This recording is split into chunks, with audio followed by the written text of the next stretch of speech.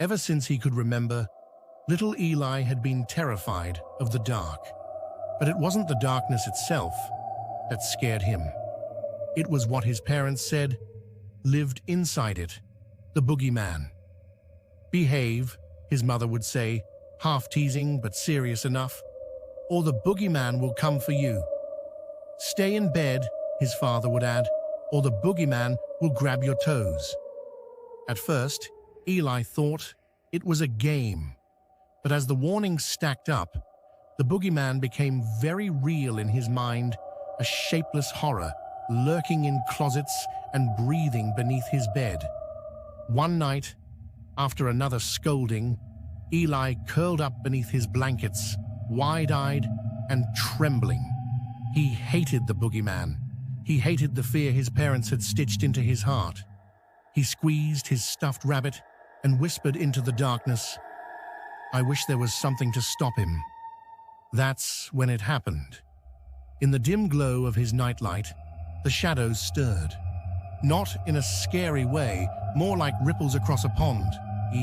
The darkness knitted itself together, and standing there, no taller than Eli himself, was something strange. It had big, goofy eyes, long, floppy arms, and a smile too wide and too silly to be scary. "Who are you?" Eli whispered. "I'm the Googeyman," the creature said with a chuckle.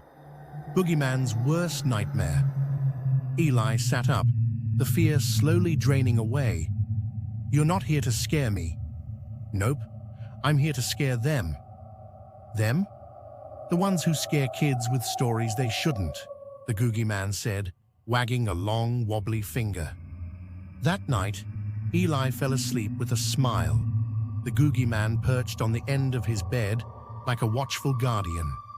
Meanwhile, down the hall, strange things began happening. Eli's father stirred in his sleep, frowning. His dreams twisted.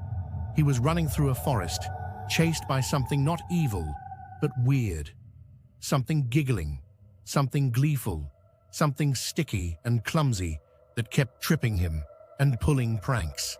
Eli's mother woke with a start, finding googly eyes stuck to every mirror. Every time she tried to scream, a puff of glitter exploded in her face. By morning, both parents looked frazzled, exhausted, and spooked in a way they couldn't explain. "Maybe," his mother muttered over coffee, "we should stop with the Boogeyman stuff." His father nodded fervently. In Eli's room, the Googeyman winked and gave him a thumbs up before melting back into the shadows, leaving only a soft giggle behind. From then on, Eli never heard a single Boogeyman threat again.